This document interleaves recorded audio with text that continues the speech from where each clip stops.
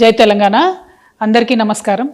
మన రాష్ట్రంలో చూస్తున్నాం రోజు రోజుకి అన్ఎంప్లాయ్మెంట్ రేట్ పెరిగిపోవడము, యూత్ అందరు కూడా ఒక రకమైనటువంటి నిర్వేదంతోని, ఒక రకమైనటువంటి డిసప్పాయింట్మెంట్తోని ఎప్పుడు గవర్నమెంట్ జాబ్స్ వస్తాయి, ఎప్పుడు క్లారిటీగా మేము ఎగ్జామ్స్ రాయొచ్చు అనేటటువంటి ఆలోచనలో ఉన్నారు. పాపం చాలామంది ఎస్పెషలీ గ్రామాలలో ఉండేటటువంటి యువమిత్రులు అందరూ కూడా వారి కుటుంబాలను వదిలేసి, తల్లిదండ్రులను వదిలేసి, ఆ చిన్నపాటి వ్యవసాయం మీద వచ్చేటటువంటి డబ్బు తీసుకొని వచ్చి హైదరాబాద్లలో దిల్సుఖ్ నగర్లో, అశోక్ నగర్లో, కేపీహెచ్బిలో ఇట్లా ట్రైనింగ్ సెంటర్స్లో ఉంటూ కోచింగ్ తీసుకుంటూ వాళ్ళు ప్రయత్నం చేస్తూ ఉంటారు. ఈ యొక్క అంశం మనం గమనిస్తూనే వస్తున్నాం.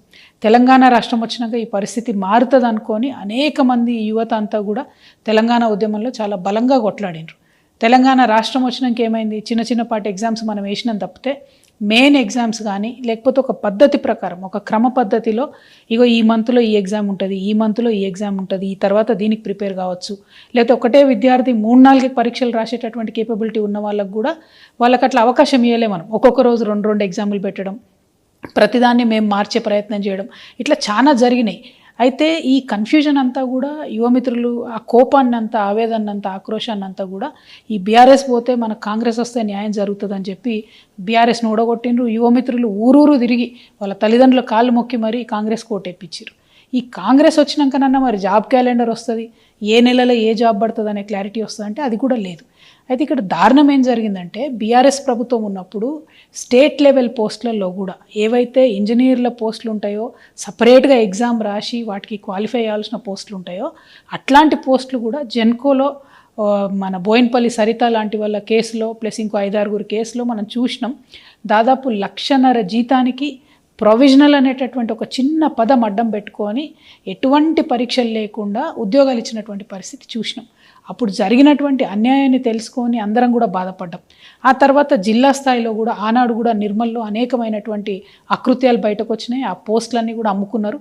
44 పోస్టులు దాదాపు 12 లక్షలు, 14 లక్షలు, 15 లక్షలకు అమ్ముకుంటే అది అందరూ కూడా జనం గగ్గోలు పెట్టి, యువమిత్రులంతా గగ్గోలు పెడితే అవి క్యాన్సిల్ అయినాయి.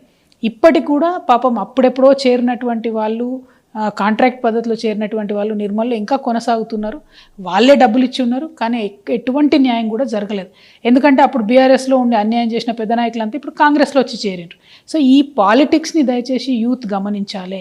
నేను ప్రభుత్వానికి హెచ్చరిక చేస్తూ ఉన్నా. నా దగ్గరికి చాలామంది యువమిత్రులు వచ్చిండ్రు. వారు భయపడుతున్నది ఏంటంటే, ఎట్లా అయితే బీఆర్ఎస్ గవర్నమెంట్లో రాష్ట్ర స్థాయి పోస్టులలో, జిల్లా స్థాయి పోస్టులలో అన్యాయం జరిగిందో, అది ట్రాన్స్కో కావచ్చు, జెన్కో కావచ్చు, ఇరిగేషన్ కావచ్చు, రెవెన్యూ కావచ్చు, అదేవిధంగా మున్సిపల్ కావచ్చు, ముఖ్యంగా మన ముఖ్యమంత్రి గారి శాఖ కావచ్చు, అన్ని జిల్లాలలో కూడా ఇప్పుడు కొన్ని పోస్టులు పడతా ఉన్నాయి. అవేంటి అంటే జూనియర్ అసిస్టెంట్లు, రికార్డ్ అసిస్టెంట్లు, ఆఫీస్ సబార్డినేట్ లాంటి ఇంకా అనేక పోస్టులు పడతా ఉన్నాయి.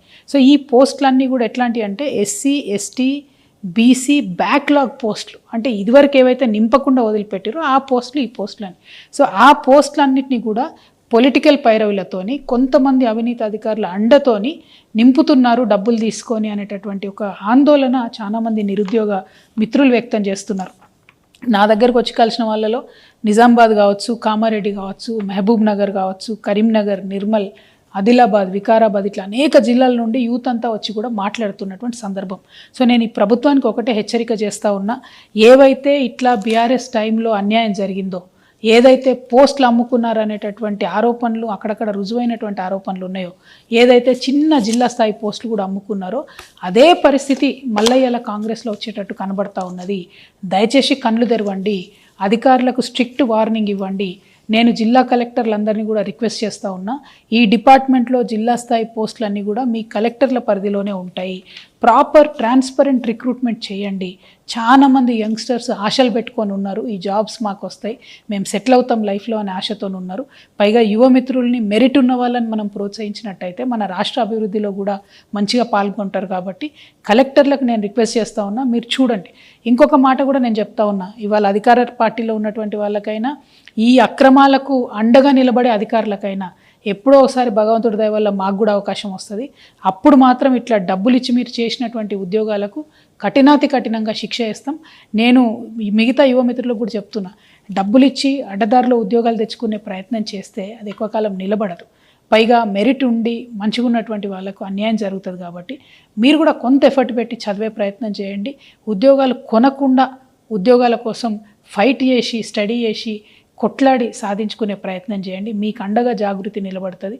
మెరిట్ స్టూడెంట్స్కి, పేద విద్యార్థులకి, ఉన్న అరెకరం మధ్యక్రమం పొలం అమ్ముకొని వచ్చి మీ మేధస్సు మీద మీరు డిపెండ్ అయ్యేటటువంటి మీ అందరికి కూడా జాగృతి అండగా నిలుస్తుందని చెప్పి తెలియజేస్తూ, ప్రభుత్వం కనువిప్పుతోని వెంటనే చూసుకోవాలి, కళ్ళు తెరవాలి, ఏమేం జరుగుతుందో జిల్లాలల్లో సీరియస్గా విచారణ చేయాలని చెప్పి నేను డిమాండ్ చేస్తూ ఉన్నాను. Thank you.